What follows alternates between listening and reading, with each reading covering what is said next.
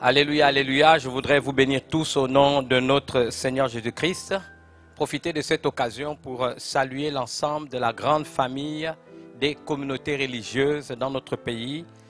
qu'elles soient chrétiennes, musulmanes, l'ensemble des communautés qui, dans notre pays, ont appris à vivre en bonne intelligence. Je profite de l'occasion donc pour faire tout simplement de manière très succincte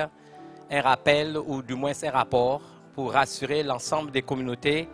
que nous avons pu reprendre la commission qui a été mise en place avec le gouvernement dans le cadre de la validation de notre plan d'adaptabilité. Vous savez qu'il y a eu la semaine dernière un changement de gouvernement. Nous avons donc dû attendre que d'un premier temps, le gouvernement soit nommé après la nomination d'un Premier ministre,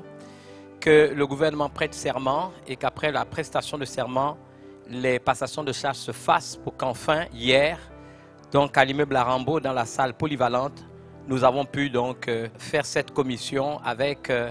les ministères concernés, donc sous la présidence du ministère de l'Intérieur. Nous avons eu la présence de Madame le ministre des Solidarités, des Affaires sociales, Monsieur le ministre des Finances, de la Relance, ministre du Budget et également ministre de la Santé et le président du COPIL. Donc nous nous réjouissons donc du comité technique du COPIL, du travail qui a été amorcé, où on va dire un grand nombre de points concernant notre plan d'adaptabilité a été validé. Ce que je voudrais maintenant dire, c'est le désir de l'ensemble des communautés de revoir nos activités être réouvertes. Mais il a fallu que chaque point, nous puissions tomber d'accord. Et au-delà des points d'accord, il nous reste à valider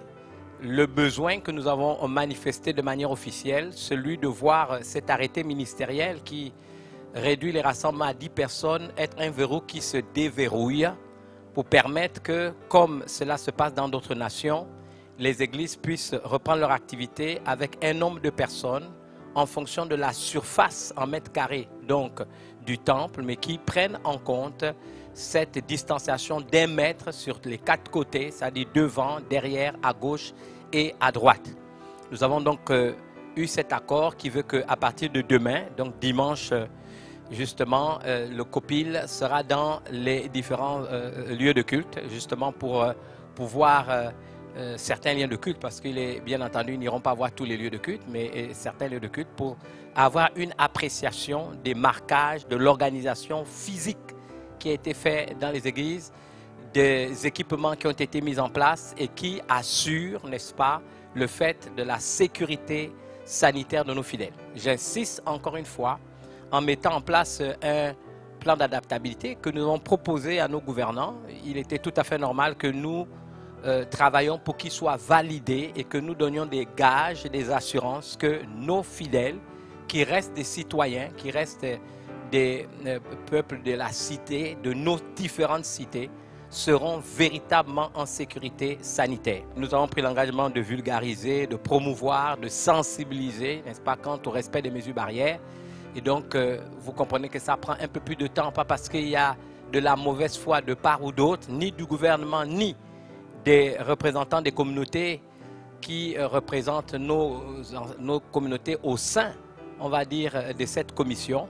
Mais le changement de gouvernement et tout le protocole qui nécessitait qu'il prête serment et qui est passation de charge nous a fait perdre un tout petit peu de temps. Mais je voudrais rassurer donc l'ensemble des membres de nos communautés que le travail est en train d'être fait et que très incessamment, nous aurons l'honneur d'avoir la primeur de nos dirigeants annoncer de manière officielle la rouverture donc de nos communautés. Je vous demande encore un peu de patience. Étant entendu, je voudrais conclure avec que nous n'avons pas travaillé uniquement pour les communautés religieuses de la ville du Libreville ou du Grand Libreville. Dans notre commission, nous avons pris en compte l'ouverture de l'ensemble des communautés religieuses sur toute l'étendue du territoire. C'est pour moi le moyen de remercier les communautés religieuses, on va dire, centenaires qui existent au Gabon, en particulier l'Église catholique, l'Église évangélique et d'autres même beaucoup mieux organisées, l'Église Assemblée de Dieu de Pentecôte, je veux penser à l'Alliance chrétienne du Gabon, à Béthanie également qui est établie pratiquement sur toute l'étendue du territoire et bien d'autres ministères bien organisés qui sont solidaires de cette attente, parce que certains d'entre nous, nous étions déjà prêts et nous pouvions ouvrir, mais nous avons pensé qu'il faut prendre aussi en compte les plus petites communautés et surtout celles qui sont à l'intérieur du pays et dans le Gabon profond. Nous ne pouvons pas travailler en ne pensant qu'à nous, parce que plus ou moins nous sommes organisés d'une certaine manière, disposons peut-être d'un certain nombre de moyens, sans prendre en compte que cette discrimination, nous n'avons pas le droit, n'est-ce pas, de laisser faire cela. Donc nous avons souhaité travailler pour que ce soit l'ensemble des communautés qui ouvrent, et avec la visite donc du COPIL et peut-être même de certaines personnalités dans ces visites qui vont commencer demain, nous souhaitons véritablement que vous et moi, nous puissions prendre en compte cette réalité et faire en sorte que notre patience, c'est un fruit de l'esprit, nous puissions encore la manifester. Nous l'avons déjà fait pendant de longs mois. Je vous garantis de la part des membres de la commission qui représentent l'ensemble des communautés qu'incessamment nous allons rouvrir et qu'avec les visites qui commencent dimanche, vous savez, et pourtant c'est un jour de repos,